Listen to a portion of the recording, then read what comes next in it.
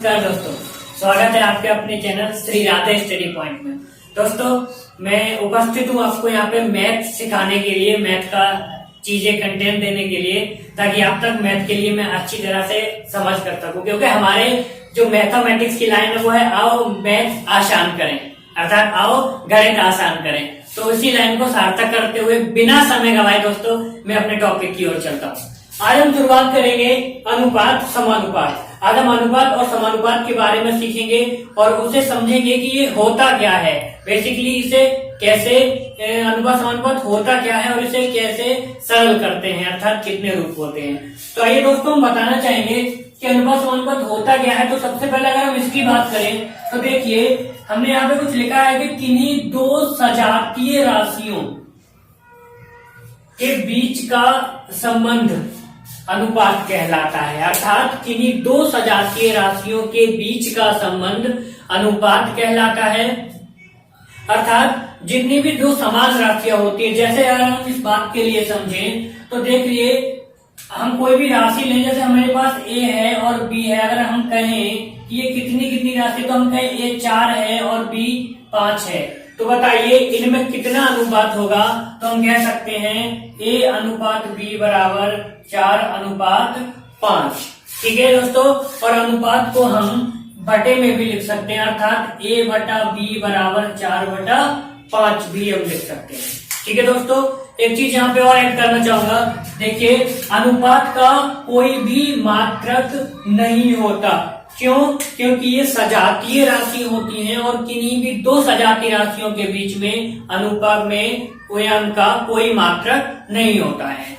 तो दोस्तों आइए आगे चलते हैं। अब हम पढ़ते हैं कि अनुपात कितने प्रकार का होता है, अर्थात टाइप ऑफ रेशियो। थोड़ा बेसिक समझ लेते हैं। देखिए, सबसे पहला होता है समानुपात, इसे बोलते हैं प्रोपोर्शन। ठीक है, समानुपात क्या होता है? समानुपात का मतलब होता है जहां दो अनुपात एक दूसरे के समान हो, अर्थात बराबर हो। देखिए, हम समझते हैं, माना हमारे पास दो अनुपात है, एक ए अनुपात बी है और एक सी अनुपात डी है। अगर ये दोनों आपस में जब बराबर हो जाएंगे तो हम इसे बोलेंगे कि ये दोनों अनुपात आपस में बराबर हैं, तो ये हमारा पूरा प्रोपोर्शन अर्थात समानुपात बन जाएगा। हम इसे ऐसे लिख सकते हैं ए अनुपात बी, और ये 4 बिंदियां समानुपात का साइन होती हैं, और ये सी अनुपात डी। ठीक है, आगे देखिए दोस्तों, हम इसे अर्थात इस वाली चीज को ए बटे बी बराबर सी बटे डी भी लिख सकते हैं, क्योंकि हमें पता है कि अनुपात को हम भाग में अर्थात डिवाइड करके भी लिख सकते हैं। ठीक है, अब इसके बाद देखिए दोस्तों, दूसरा होता है हमारा मिश्रित अनुपात। इसे समझना बहुत जरूरी होता है। कभी कभी बेसिकली पूछ लिया जाता है कि मिश्रित अनुपात क्या होता है, कंपाउंड रेशियो। तो देखिए, दो या दो से अधिक अनुपातों के प्रथम पदों का गुणनफल और द्वितीय पदों के गुणनफल का जो अनुपात होता है वो मिश्रित अनुपात होता है। अर्थात दो या दो से अधिक अनुपातों के प्रथम पदों का गुणनफल और द्वितीय पदों के गुणनफल का अनुपात मिश्रित अनुपात होता है। आइए इसे समझते हैं। मान लीजिए हमारे पास दो अनुपात हैं, एक ए अनुपात बी है और एक सी अनुपात डी है। अगर हम इसका मिश्रित अनुपात निकालेंगे तो हमने बताया कि दो या दो से अधिक अनुपातों के प्रथम पदों का गुणनफल, अर्थात प्रथम पद है आपके ए और सी, तो अगर हम कंपाउंड रेशियो निकालेंगे इनका तो ए सी हो जाएगा अनुपात, और आगे है द्वितीय पदों का, दूसरा कौन से पद, एक बी है और एक डी है, तो बी और डी इन दोनों का गुणनफल का अनुपात यहाँ पे हो जाएगा, तो ए अनुपात बी हो जाएगा। आइए समझ लेते हैं। मैं आपसे कहूं कि मेरे पास दो अनुपात है, एक अनुपात 3 है और दूसरा 2:3 है, तो मैं कहूं कि बताइए इसका कंपाउंड रेशियो क्या होगा। तो हम कंपाउंड रेशियो कैसे निकालेंगे? एक तो इसका प्रथम पद 1 है और इसका प्रथम पद 2 है, इन दोनों गुणा करेंगे, 2 × 1 अनुपात। देखिए, इसका दूसरा पद 3 है और इसका दूसरा पद 3 है, तो ये आपस में गुणा हो जाएगी, क्योंकि दोनों के पदों के गुणनफल का अनुपात मिश्रित अनुपात कहलाता है। ठीक है, तो गुणा करेंगे तो 2 अनुपात 3 अर्थात इसका हो जाएगा 2:9। ठीक है दोस्तों, इसी प्रकार से जब तीन अनुपात दिए होंगे हमें, जैसे यहाँ पे ए अनुपात बी दिया है या सी अनुपात डी दिया है और यहाँ ई अनुपात एफ दिया है। अगर मैं आपको इसका कंपाउंड रेशियो पूछूं तो इसका आप कंपाउंड रेशियो निकाल सकते हैं। प्रथम पद ए सी ई इनका गुणनफल और दूसरे पदों का गुणनफल बी डी एफ इनके गुणनफल, और इन दोनों में जो अनुपात होगा वो आपका कंपाउंड रेशियो हो जाएगा। ठीक है दोस्तों, इसी प्रकार से अगर हम संख्याओं की बात करें तो देखिए, अगर मैं यहाँ पे 3 संख्याएं दे दूंगा, ये आगे देख लेते हैं। देखिए, अगर मैं तीन अनुपात दे दूं कि मैं कहूँगी बताओ 4 अनुपात 5, 2 अनुपात 1, 3 अनुपात 4 का कंपाउंड रेशियो बताइए। तो इसका कंपाउंड रेशियो क्या हो जाएगा? हमें बताया प्रथम पदों का गुणनफल। प्रथम पद कौन सा है? 4, 2, 3। तो ऐसे करेंगे, इसे हम लिख सकते हैं 4 गुणा 2 गुणा 3। अब दूसरा पद अर्थात 5, 1, 4, 5 गुणा 1 गुणा 4। तो ऐसे करेंगे 4 दूनी 8 और 8 तिया 24 अनुपात 5 एकम 5 और 20। ठीक है, तो इसका ये हो जाएगा। अगर हम इसे और भी सरल करें तो देखिए 4 6 24 और 4 पंजे 20, दैट इज 6 अनुपात 5। तो यही हमारा इसका कंपाउंड रेशियो हो जाएगा। आशा करता हूं आपको समझ में आया होगा यहाँ तक। आगे चलते हैं। अगला होता है हमारा वर्गानुपात। वर्गानुपात होता है कि किसी अनुपात के प्रत्येक पदों के वर्गों का अनुपात जो होता है वो हमारा वर्गानुपात कहलाता है। अगर मैं बात करूं कि ए अनुपात बी है, इसका डुप्लीकेट रेशियो क्या होगा? तो इसका होगा ए स्क्वायर अनुपात बी स्क्वायर। इसी प्रकार से दोस्तों, अगर मैं आपसे कहूं कि बताइए 4 अनुपात 5 का वर्गानुपात क्या होगा, तो इसका वर्गानुपात क्या हो जाएगा? हमें पता है 4 का वर्ग अनुपात 5 का वर्ग, अर्थात 4 चौक 16 अनुपात 5 पंजे 25। तो ये हो जाएगा 16 अनुपात 25। समझ में आया? आगे चलते हैं। देखिए, अगला होता है हमारा वर्गमूलानुपात। ठीक है, यानी इसे बोलते हैं हम इंग्लिश में सब डुप्लीकेट रेशियो। ठीक है दोस्तों, तो सब डुप्लीकेट रेशियो क्या होता है इसे जानते हैं। देखिए, किसी अनुपात के प्रत्येक पदों के वर्गमूलों का अनुपात। वर्गमूल क्या होते हैं वो वर्ग में क्लियर करेंगे हम यहाँ पे, कि यहाँ समझ लेते हैं कि वर्गमूलानुपात होता क्या है। तो देखिए, अगर हम समझने के लिए तो ए अनुपात बी बराबर, इसे हम लोग लिख सकते हैं अंडर रूट ए। अगर हम 2 संख्याएं लें तो उनका पूछें कि बताइए वही इनका सब डुप्लीकेट रेशियो क्या होगा, तो अंडर रूट ए अनुपात अंडर रूट बी। आइए समझते हैं इन्हें। देखिए, मैं आपसे कहूं कि बताइए कोई संख्या है मेरे पास 81 अनुपात 64 का सब डुप्लीकेट रेशियो बताइए।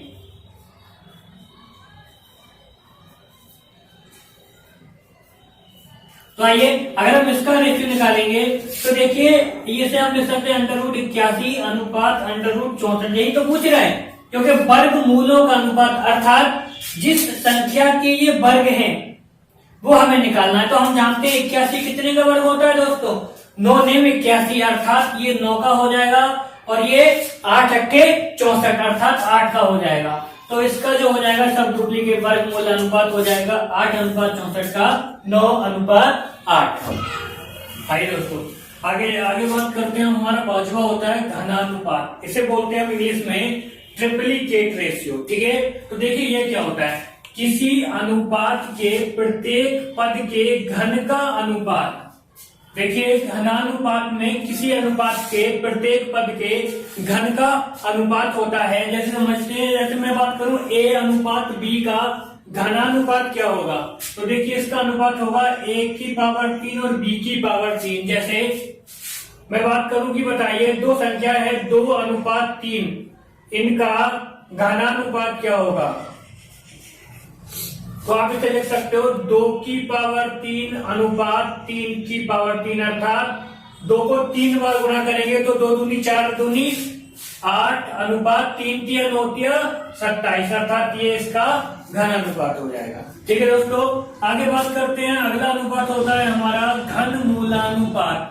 जैसे वर्ग मूलानुपात था, वहां पे वर्गों के मूल का अनुपात था, उसी प्रकार से किसी अनुपात के प्रत्येक पद के घन मूलों से बना अनुपात, अर्थात यहाँ केवल घन मूलों से बना अनुपात बात होगी।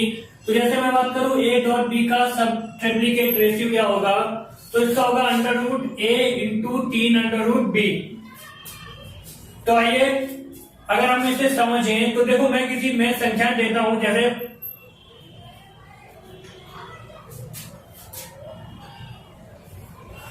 कि बताइए 125 अनुपात 64 का, ठीक है, घन मूल अनुपात क्या होगा, यानी सब ट्रिप्लिकेट रेशियो।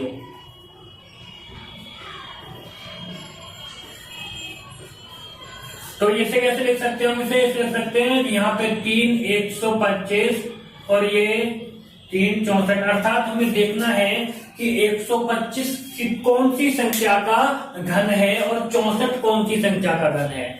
तो आइए हम जानते हैं 125 कितनी संख्या घन होता है, 5 का दोस्तों, ठीक है। तो हम इसे 5 अनुपात 64 कितने का होता है, 4 का, 4 चौक 16 चौका 64 होते, तो 5 अनुपात 4, ये इसका सब ट्रिप्लिकेट रेशियो हो जाएगा, अर्थात धनानुपात घन मूलानुपात समझ में आया।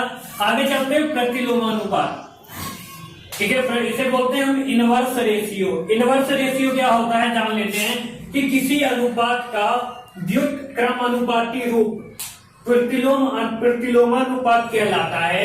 व्युत्क्रमानुपाती का मतलब होता है उल्टा, अर्थात अपोजिट रेशियो। जैसे अगर हम बात करें ए बी का इनवर्स रेशियो क्या होगा, तो इनवर्स रेशियो क्या हो जाएगा, ए बी है, अगर हम इसके अपोजिट की बात करें तो ये हो जाएगा बी अनुपात ए। इसी प्रकार से अगर मैं आपसे कहूं कि बताइए 6 अनुपात 7 का इनवर्स रेशियो क्या होगा, अर्थात इनवर्स रेशियो क्या होगा, इसका मतलब पूछा है। इनवर्स रेशियो की बात करें तो हमें बताया कि इनवर्स रेशियो उल्टा होता है, अर्थात ये 6 अनुपात 7 है तो इसका कितना हो जाएगा, 7 अनुपात 6, ठीक है दोस्तों।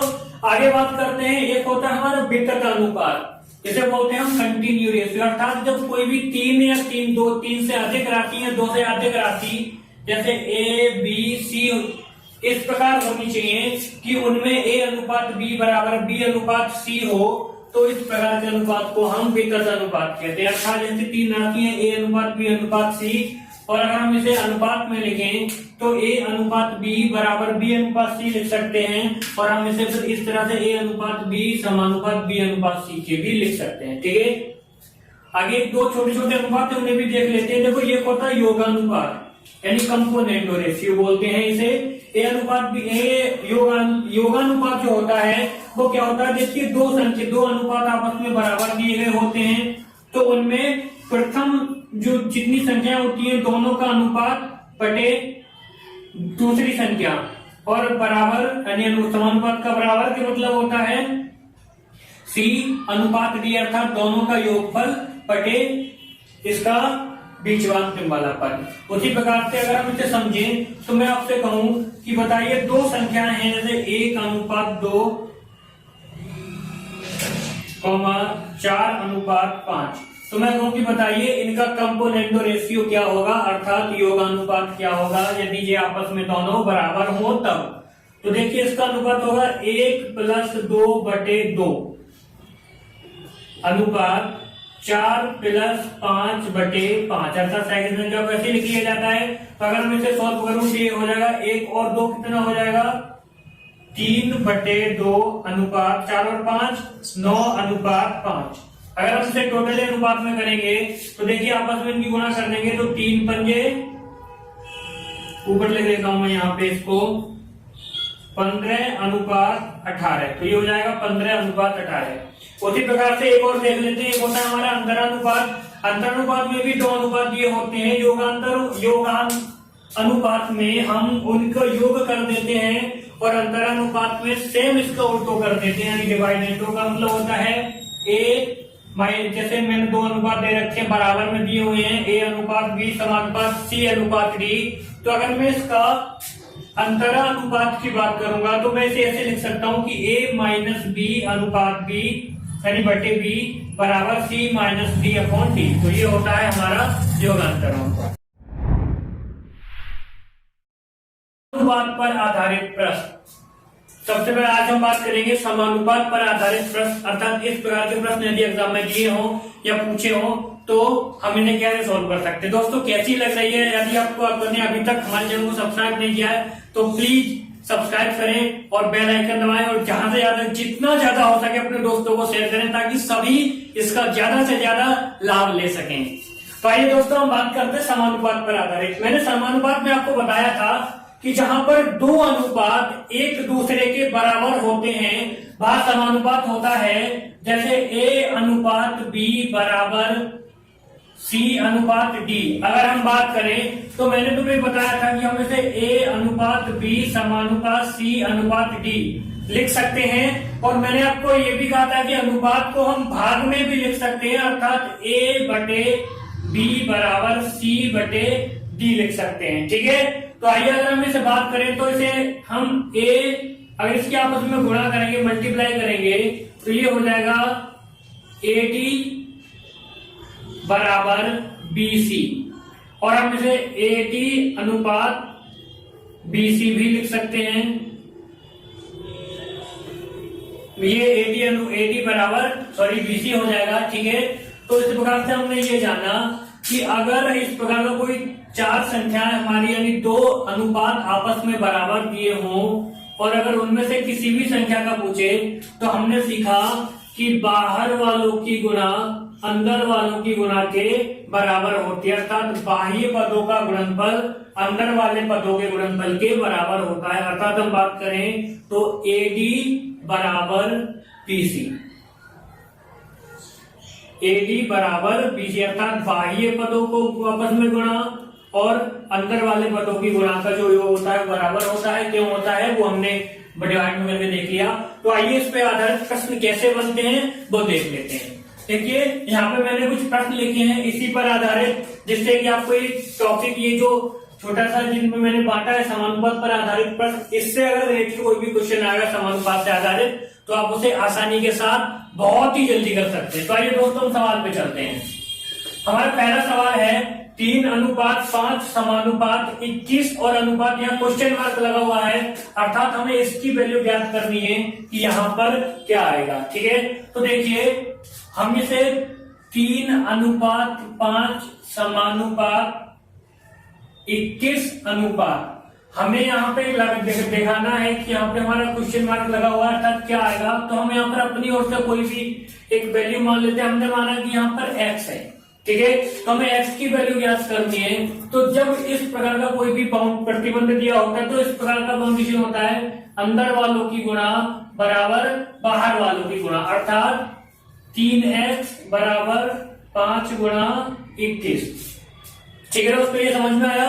आगे हमें x की वैल्यू ज्ञात करनी है तो x बराबर 5 गुणा 21 ऐसे लिखते हैं और इन 3 को इधर के नीचे पहुंचा देते हैं। ठीक है, तो ये हो जाएगा 3 से काटेंगे 3 सत्ते 21, तो अब x बराबर आया 5 गुणा 7 अर्थात x बराबर 5 सत्ते 35। ये इसका उत्तर हो जाएगा। ठीक है, तो इसी प्रकार से हम आइए अगर इसी सवाल को दूसरे तरह से समझे अर्थात x की वैल्यू निकालें तो ये समझ में आ गया होगा। अगर हम इसे इस तरह से न करके अगर ऐसे समझे, हमें पता है कि हम अनुपात को भाग में भी लिख सकते हैं। तो 3/5 बराबर 21/x ये हो जाएगा। अगर हम इसकी क्रॉस मल्टीप्लाई करेंगे तो 3x बराबर 21 गुणा 5 हो जाएगा और x की अगर वैल्यू निकालेंगे तो 21 गुणा 5/3 अर्थात 3 सत्ते 21, x बराबर 7 गुणा 5 तो x बराबर 7 पंजे 35। ये इसकी वैल्यू आ जाएगी। ठीक है दोस्तों, इसी प्रकार से हम अगला प्रश्न करेंगे। अगर ऐसे ना हो तो हम ऐसे भी कर सकते हैं, ये भी बहुत ये केवल समझाने के लिए था, बाकी टोटल यही होगा। देखिए इसी प्रकार से हमारा अगला क्वेश्चन दिया हुआ है। पहला हो गया, हम अगले क्वेश्चन की बात करते हैं। हमारा दूसरा क्वेश्चन इन्होंने दिया है कि 1.5 अनुपात 2.3 प्रोपोर्शन क्वेश्चन मार्क, अर्थात अब यहाँ की वैल्यू हमें ज्ञात कर दिए तो यहाँ पे ऑलरेडी हम x मान लेते हैं अनुपात 4.6। ठीक है, तो आइए हम इसे सरल करते हैं। आइए इसे हम सरल करते हैं। तो देखिए हमने क्या बताया, हमें अब x की वैल्यू ज्ञात करनी है, अर्थात x का मान ज्ञात करना है। तो बाह्य पदों का गुणा बराबर अंदर पदों के गुणा के बराबर होता है समानुपात में, जैसे पीछे पहले किया था। तो ये हो जाएगा हमारा 1.5 गुणा 4.6 बराबर x इंटू 2.3। ठीक है, तो आइए इसे सॉल्व करते हैं। x इंटू 2.3 बराबर 1.5 इंटू 4.6 करें, कोई दिक्कत नहीं होगी। ऐसे करो या ऐसे लिख लो, कोई दिक्कत नहीं है, बराबर में है। तो ये हमें x की वैल्यू ज्ञात करनी है, तो हम 2.3 को इधर लेके जाएंगे तो बराबर की चीज गुणा में यदि कोई चीज बराबर में होती है तो इधर जाके भाग में बदल जाती है, अर्थात 1.5 इंटू 4.6 अपॉन 2.3। ठीक है, इसे सर करते हैं, देखो पॉइंट से पॉइंट एक कैंसिल कर देते हैं और 23 दूनी कितना होता है, 46 होता है, अर्थात ये 2 बार कट जाएगा। यहाँ पे आएगा x बराबर 1.5 इंटू 2 और इसकी जब मल्टीप्लाई करेंगे तो ये हो जाएगा 15 दूनी 30 और 1 के बाद दशमलव, अर्थात x की वैल्यू कितनी हो जाएगी, 3.0। ठीक है, समझ में आया।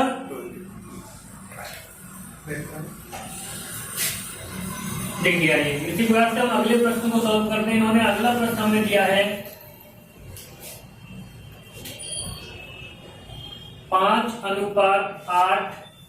तीसरा प्रश्न हमारा है 5:8 बराबर 150:x और हमसे पूछ रहा है कि बताइए x की वैल्यू क्या होगी,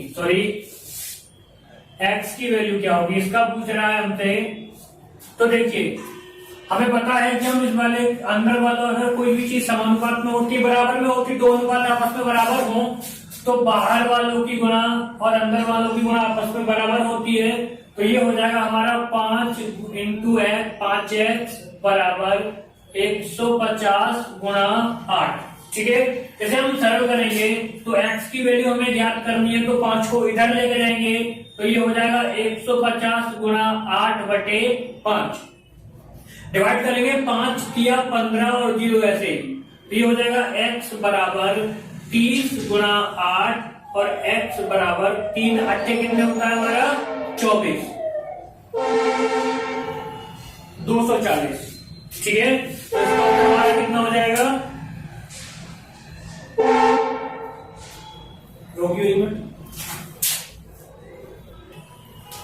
आइए दोस्तों इसी प्रकार से अगला प्रश्न देखते हैं। इन्होंने दिया है चौथा प्रश्न हमसे पूछा है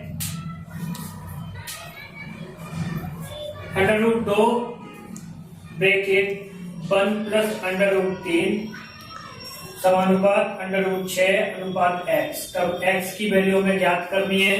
तो हम जानते हैं समानुपात में अंदर वालों की गुणा, अब हम सीख चुके हैं, बाहर वालों के बराबर होता है। तो आइए दोस्तों ये हो जाएगा √2 इंटू x बराबर 1 प्लस √3 इंटू √6।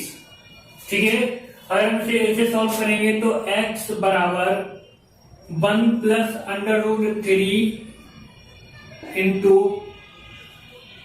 √x upon √2। ठीक है, और रूट में अगर संख्या करेंगे तो ये 2 तिया कितना हो जाएगा 6, अर्थात x बराबर ये हो जाएगा √3 प्लस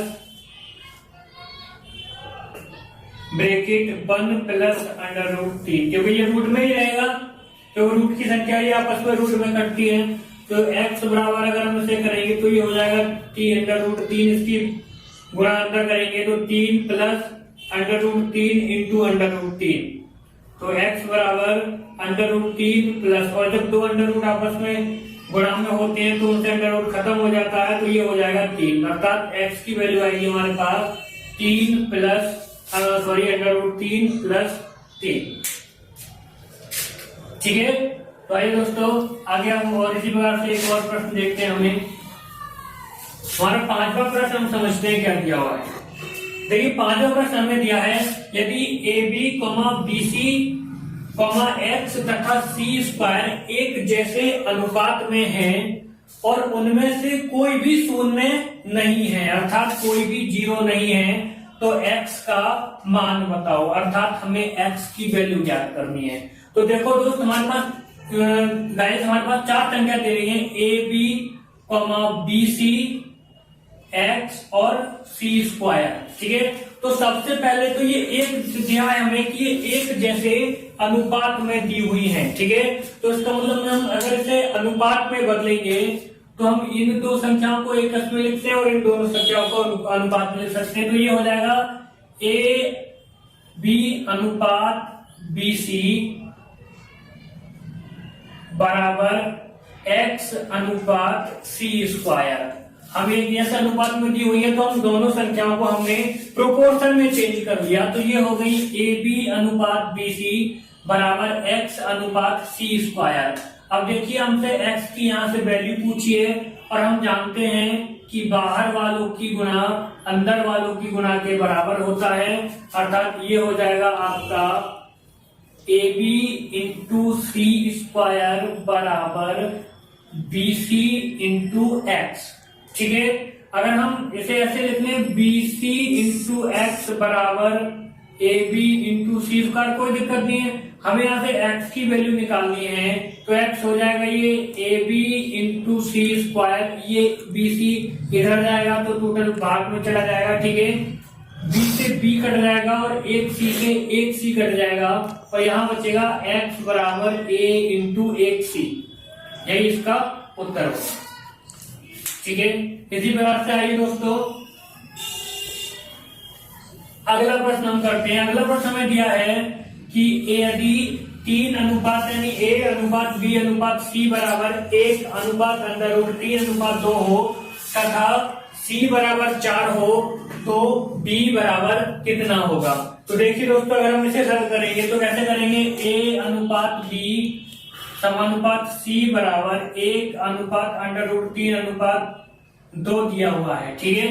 तो हमें b की वैल्यू पूछी है जबकि c की वैल्यू दी है, तो हमें b केवल b और c वाले रेशियो को ही निकालना है और अनुपात हमेशा बराबर वाला होता है, अर्थात b का अंडर रूट 3 हो जाएगा और c बराबर 2 हो जाएगा। हम केवल इसी को बाहर निकालेंगे तो b अनुपात c बराबर अंडर रूट 3 अनुपात ये 2 हो जाएगा, ठीक है। अब यहाँ पे हमें c की वैल्यू दी हुई है 4, तो हम c बराबर 4 रख देंगे तो b अनुपात 4 बराबर अंडर रूट 3 अनुपात 2, ठीक है। अब देखिए समानुपात भी बन गया और यहाँ पर करने के बाद हम जानते हैं अंदर वालों की गुणा बाहर वालों की गुणा के बराबर होती है, तो ये हो जाएगा 2b अर्थात 2 गुणा b बराबर 4 इंटू अंडर रूट 3, ठीक है। अब यहाँ से अगर हम b की वैल्यू निकालेंगे तो 4 अंडर रूट 3 2 इसके नीचे पहुंचेगा और 2 दूनी 4 अर्थात b बराबर कितना आएगा अंडर रूट 3, यही इसका उत्तर होगा। 2 अंडर रूट 2 दूनी 4 2 बार कटेगा तो 2 अंडर रूट 3, ये इसका उत्तर हो जाएगा। तो देखिए दोस्तों आज हमने बात की समानुपात पर आधारित प्रश्न और अनुपात होता क्या है इसके कुछ विभिन्न प्रकार समझे, बाकी हम आगे देंगे। तो दोस्तों कैसी लगी हमारी वीडियो ये हमें जरूर बताएं, हमारे चैनल को लाइक करें, सब्सक्राइब करें और शेयर करें। ज्यादा